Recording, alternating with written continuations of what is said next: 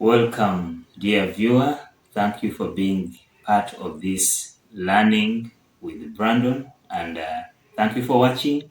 And keep subscribing if you have not subscribed, and please share with others that together we may benefit and work together. We are focusing on nurturing the boy child. We have looked at six points of emphasis so far. We looked at humility, training them into responsibility, having family worship together with them. Honesty and integrity should be trained. Treat them with respect when they have made errors. Provide purposive sex education for the appropriate ages. And now we want to look at the seventh point of emphasis. We need to have time out with these boys. Yes, with boys in plural, but there is need to have time out with each boy. That you may listen to him, that you may listen to them. Let them evaluate our parenting style. If we are parents, let them evaluate our leadership style if we are leaders. What can be handled differently according to their view? Let them contribute to this mutual relationship with them, because we want to train them into being peacemakers. We want to train them into being agreeable with others. Let's pray with them and let's pray for them. Bless them. My pastor says, if you do not bless your son, who then will do that? So let's take this a responsibility to have time out with the boy and then pray with him and counsel with him. Book some time for the boy with a counselor. Let them ask questions. Let them be guided so that they can be better human beings, better gentlemen in the tomorrow. Then, number 8 is let the boys know that it is fine for them to cry. Sometimes people think it is a feminine thing to have somebody bring tears, but it is fine and it's not a sign of weakness. Rather, there are values that come with crying to bring some soothing effect from the distress that one may have. It relieves pain and stress. Crying indicates that you may be in need of support, and it is just okay for you to get support when it is due. So let us tell these boys, human beings were created as emotional, and when tears come, it's just fine. Though my grandfather one time told me men should cry in privacy for some matters anyway. Then number 9 is model them that women are to be loved. Ephesians chapter 5 verse 25, husbands are to love their wives as Christ loved the church. Now, this loving, this respect, this protection from a man to a woman is not to be lectured on the wedding day. Rather, it should have been observed right from childhood.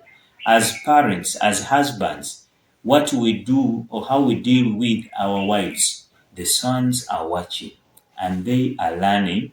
They are depositing what they will withdraw when the time comes. Let us be mindful to show that a woman should be loved, a woman should be respected, a woman should be protected. It starts with their sisters and their mothers, what they observe in the home, before it spreads out to the other friends, maybe at school or workplaces, to their other relatives, to how they treat their girlfriends and their spouses when that time comes, and also how they treat their in-laws. One who has not been trained or mentored into having respect for the woman early enough, those are the men who end up thinking women are objects for sex, or women are to be touched anyhowly, or anything can be hurled insulting to them. Let us train them to respect the woman right from childhood. And then lastly, number 10, we need to train the boy child to believe in their worth. Let's support them to develop their talents. Let's support them to develop their abilities. Let's support them to develop their skills, the gifts that God has built in them. They will never be the same as we are, even when we are their parents, even when we are their mentors, even when we are their leaders. We just cannot make them be who we are. There is a difference that God has put in them that should be contributed to the growth and nurture of the world around them. So let us support them to develop these talents, gifts, abilities, and the skills. That way, they can blossom and nourish the world, they will nourish the church, their family, and yes, the communities that they live in. Support them, that's when we can have the creativity and enjoy the benefits of innovation that comes from them. Last but not least, this is a concern to each parent, each leader, each teacher. When it happens to be that we are disgruntled with colleagues or leaders at the workplace or with relatives or church members or church leaders, let us be very mindful not to poison the boys, neither the girls, with your disgruntlement or with the negative feelings. You may plant in them a spirit of revenge, and that's not given for man. Let us be careful how we treat our negative feelings when we are disappointed with other friends. They may lose counselors among them. When you manifest to them how bad the other people are, they may lose people who are valuable to them, or perhaps they may lose even you, because they will lose the trust either in you or they lose the trust in those people that you are complaining about. And this in future will be burdensome, for they will have nobody to turn to. And if it is church members that you're trying to portray as they are not good, maybe church elders or maybe teachers, in future they will hate the teacher, in future they will hate the church, in future they will hate the elder. And at the time when you most think that they should get counsel or guidance from these people, you may not call to memory how you misrepresented their image before these children when they were still boys. So you and I should take upon the responsibility of being mindful how we nurture the boy child, that they might be responsible men of today and tomorrow. Thank you very much. God bless you. So, as we sum up this, I want to emphasize that the boy child needs to be nurtured into humility. That we should do by our manner of life. We need to nurture the boy child into hard work and responsibility.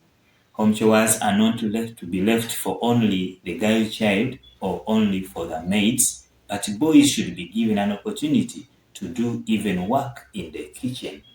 Then we need to involve them in family worship. This will develop in them the trust in God. And at times we should give them an opportunity to lead out in our devotions at home. It will save us from indoctrinating them, but also sharing what their faith is as they grow up.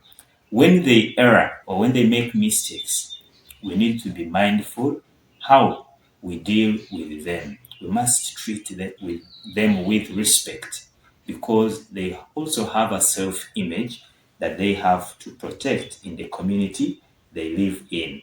We must train honesty, integrity in our boys. They must always be true with themselves and true to others. Then we also need to encourage them that it's not weakness. It's not a sign of weakness for them to cry, because then we need to train them that women are to be loved, women are to be respected, women are to be protected by the guidance in Ephesians chapter 5 verse 25. They should also believe in their self-worth. That way they can boost their talents, their abilities, their gifts, and we can reap big from their creativity and innovations. Be mindful what you tell the young boy or the child about any leader. You may cause them to lose honor or trust in you or the person you're talking about, and that is disastrous in upbringing the child. Thank you very much. God bless you.